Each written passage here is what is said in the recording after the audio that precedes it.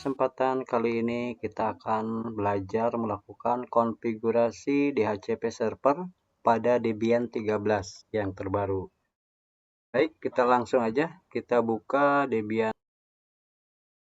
Nah, ini adalah Debian 13 versi GUI ya, Graphic User Interface. Di sini saya menggunakan mesin virtual VMware 17 Pro.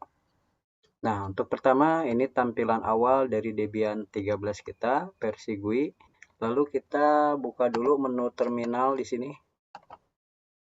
Ketik saja terminal, kita buka. Nah, ini adalah terminal kita. Untuk pertama kali kita buka terminal, mungkin tampilan dari usernya kita hanya sebagai user. Tandanya yaitu /. Kita pindah dulu ke user tertinggi agar dapat mengkonfigurasi melalui root. Nah, cara berpindah user, masukkan saja perintah su, enter. Masukkan password rootnya 123. Nah, seperti ini. Adapun prasyarat dari pengkonfigurasian DHCP server, pastikan kita sudah memasukkan alamat repo dan Debian ini tersambung ke internet. Karena nanti koneksi paket yang diambil langsung dari repo lokal yang ada di internet. Paketnya itu sendiri namanya yaitu isc-dhcp-server. Kita cek dulu IP yang sudah tertanam di laptop ini atau di Debian ini menggunakan IP berapa. Perintahnya IP spasi A. Nah, di sini sudah ada 3 network yaitu NS33, NS37, dan NS38. Nah, yang akan kita gunakan sebagai DHCP server nantinya yaitu NS37 ya. Di mana NS37 ini yang nantinya akan membagikan IP address kepada klien. Otomatis nanti klien itu akan mendapatkan IP di segmen 192.168.10.1 sampai sekian. Nah, segmennya yaitu kelas C, 192.168.10. Jadi IP ini nanti yang akan kita bagikan ke klien melalui port NS37. Oke, kita pindah kursor atas. Langsung saja kita mulai instalasi dengan perintah apt install isc-dhcp-server. Nah, seperti ini. Di enter. Biarkan paketnya terinstall sendiri secara otomatis. Nah, di sini karena saya sudah terinstall dari awal, dia sudah memberi informasi ya. Mungkin bagi yang belum diinstal awalnya, proses ini dia akan langsung mengambil ke repo lokal yang ada di internet. Biarkan saja, tunggu sampai selesai, walaupun nanti ada sedikit tampilan warna merah ya di desktopnya, ada error atau apa, pastikan dia berhasil. Tandanya berhasil atau tidak, nanti kita masuk ke dalam file yang namanya dhcp.conf. Nah, posisinya itu berada di dalam etc, di dalam direktori dhcp. Kita masuk dulu menggunakan perintah cd, spasi, garis miring etc, garis miring dhcp. Enter. Nah, seperti ini. Lalu kita lihat isi dari file dhcp ini. Seperti ini, ls, enter. Nah, di sini pastikan nanti ada file yang namanya dhcp.conf. Apabila di dalam DHCP kalian belum ada file ini, maka dipastikan pada saat instalasi tadi itu gagal. Karena file dhcp.conf-nya belum tertanam di file DHCP. Langsung saja nano dhcpd.conf. Enter. Nah, yang benar isi filenya itu ada file isinya script seperti ini, bawaan dari default system. Nah, kita langsung saja ke kursor paling bawah, di drag seperti ini menggunakan tanda panah bawah. Terus sampai ke bawah, sampai ada tulisan asigli. Nah, seperti ini nih. Saya coba blok. Nah, file ini jadi patokannya ya. Nah, di bawah asigli, nanti kan di sini ada subnet, ada range, option, sama default, macreless, sama kurung tutup.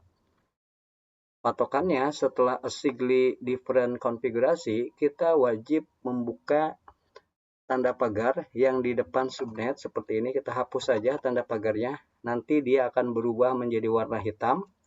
Kita hapus lagi yang bawah seperti ini, terus ke bawah dihapus tanda pagarnya sampai kurung tutup. Nah, kurung tutup ini kita hapus sampai di sini selesai ya.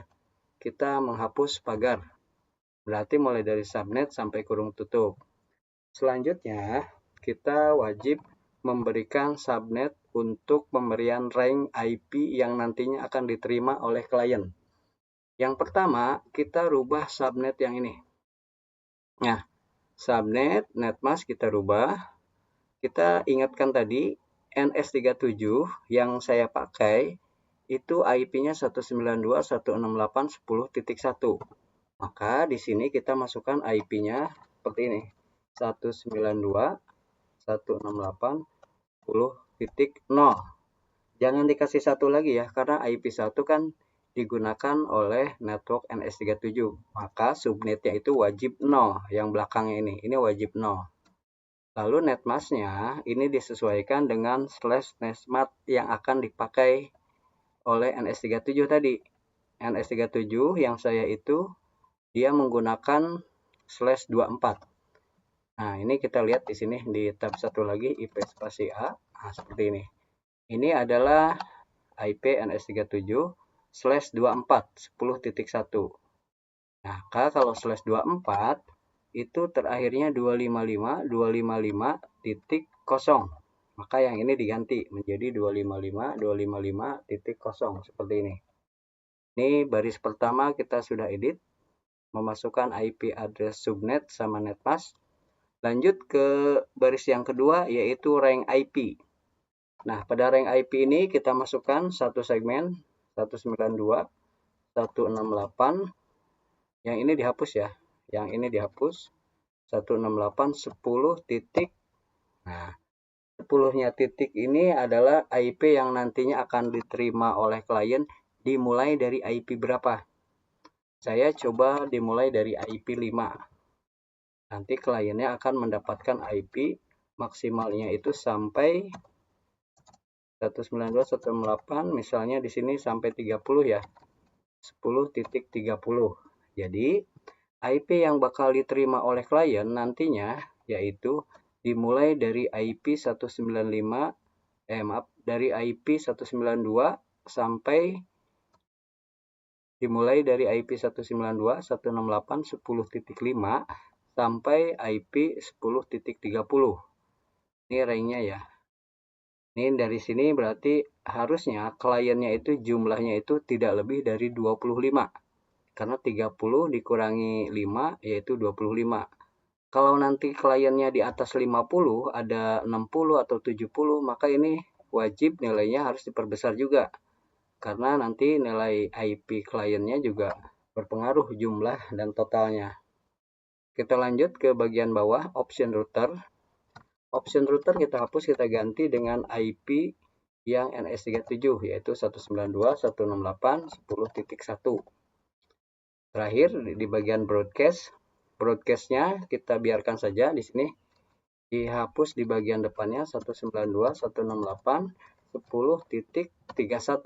Nah, ini 31 masih bisa, boleh ya. Kenapa 31 sampai broadcast? Karena IP terakhir di sini adalah IP 30. Maka broadcastnya wajib di atas nilai dari 30, 31, 32 atau berapa. Kalau nanti klien IP-nya terakhir 70, maka untuk broadcast-nya pun wajib di atas 71, 72, 73, dan seterusnya. Sampai di sini mungkin sudah paham ya, IP rank sama IP broadcast. IP rank itu adalah IP yang bakal diterima oleh klien. Jumlahnya berapa, nanti ranknya itu berpengaruh. Dan yang terakhir, yang broadcast adalah IP terakhir setelah IP maksimal. Yang 31 ya, yang ini. Nah, sampai di sini pengeditan file di hcpd.conf sudah selesai. Kita Ctrl X menyimpan dan keluar. Nah, seperti ini. Selanjutnya kita akan mengedit file isc strip dhcp server yang berada di dalam direktori default dan direktori etc. Perintahnya menggunakan nano spasi /etc/default seperti ini /isc strip dhcp strip server, lalu enter. Nah, seperti ini. Nah, pada file isc dhcp server ini yang berada di dalam default, kita menambahkan di interface 4. Kenapa interface 4? Karena yang dipakai adalah IP versi 4. Kalau nanti kita menggunakan IP versi 6, maka yang diedit di bagian bawah. Nah, saat ini saya menggunakan versi 4. NS yang dimasukkan adalah NS37, karena NS37 adalah network yang akan dibagi ke klien. Jadi NS37 ini sebagai pusat DHCP-nya. Sampai di sini kita hanya memasukkan IP dan networknya saja ya untuk NS37. Kita keluar, Ctrl X, Y enter, simpan. Terakhir kita masukkan perintah merestart ISC DHCP servernya menggunakan perintah systemctl restart ISC strip DHCP strip server. Nah, seperti ini, kita enter dan pastikan tidak ada tanda error ya, seperti ini nih. Langsung dia berhasil. Nah, kalau misalnya ada error atau mungkin ada warning warna merah, sebaiknya kita cek dulu di beberapa file yang tadi, mungkin ada salah ketik, typo, atau mungkin kelebihan titik atau salah nge-save, itu sangat berpengaruh, jadi dicek ulang. Nah, di sini kita udah berhasil melakukan konfigurasi DHCP server dan dia sudah bisa di restart seperti ini, tidak ada tanda error. Terakhir kita melakukan pengujian pada sisi server. Nah, pada skenario ini kita coba sebagai kliennya yaitu komputer host ya. Komputer host sebagai klien, dia akan menerima IP yang diberikan oleh server DHCP yang Debian 13. Kita buka di sisi VMware yang network adapter, kita atur supaya terhubung ke komputer hostnya. Maka di sini kita memilih yaitu PMNet 1 host only. Nah, PMNet 1 host only pada kostum kita pilih untuk adapter 2. Nah, karena nanti yang akan menerima dari IP address servernya yaitu PMNet host 1 ya. PMNet 1 host only. Kita apply. Oke, berarti tidak ada masalah. Kita lanjut di control panel komputer host. Kita buka pengaturan network di sini. Kita cek network sharing, kita buka change adapter. Nah, di sini sudah ada PMNet network adapter PMNet 1. Jadi tadi kan sudah diatur gimana caranya supaya PMNet ini mendapatkan IP dari DHCP server Debian 13 kita. Kita buka pengaturan di sini, lalu kita cek properties. Pastikan tidak ada IP yang tertanam ya, seperti ini kosong. Tidak ada IP yang tertanam dan DNS-nya pun masih kosong. Kita oke. Kita oke. Close. Lalu kita lakukan disable enable terlebih dahulu. Nah, seperti ini, disable. Lalu kita enable lagi. Nah, setelah enable kita cek di bagian detail, kita cek IP address-nya. Nah, di sini kita sudah dapat IP sekarang 192.168.10.26 ya. Nah, IP 26 itu dia masih dalam rank-nya DHCP server. Karena kan tadi rank DHCP server itu dimulai dari IP 192.168.10.5 sampai 30. Sedangkan ini 26 masih di dalam rank-nya IP DHCP server kita. Di sini juga kan sudah ada informasi IP 4 DHCP server didapatkan dari IP 192.168.10.1. 10.1 ini adalah NS37 kita yang tadi sudah memberikan DHCP server ke klien. Untuk pengujian bisa melalui CMD, kita tes ping dulu aja ke server Debian seperti ini. Ping 192.168.10.1. Nah, seperti ini. Ini udah replay, berarti konfigurasi DHCP ke server kita sudah berhasil. Jadi servernya sudah bisa memberikan IP ke klien. Kliennya di sini komputer host. Nah, nanti kalau misalnya kliennya itu diambil dari sesama mesin virtual, nanti tinggal dimainin di bagian setting sistem network ya. Nanti diarahin. yang mau dipakai untuk klien mesin virtual itu mau menggunakan PMNet berapa yang tersedia di sistem seperti ini. Kita buka setting, nanti pengaturannya dari sini. Nah, ini bisa dipakai salah satu, boleh yang PMNet berapa saja, tapi pastikan antara server dan klien nanti menggunakan PMNet yang sama. Jadi ketika servernya menggunakan PMNet misalnya 0, maka kliennya pun harus 0. Ya, nanti ketemu. Nah, di sini kalau yang saya tadi menggunakan kliennya yaitu komputer host atau komputer asli. Yang dipakai adalah PMNet 1 host only, karena nanti ketemunya dari PMNet 1. Karena nanti bisa di-ping dari klien, bisa terhubung ke server. Mungkin seperti itu untuk tutorial konfigurasi DHCP kali ini. Saya cukupkan. Wassalam.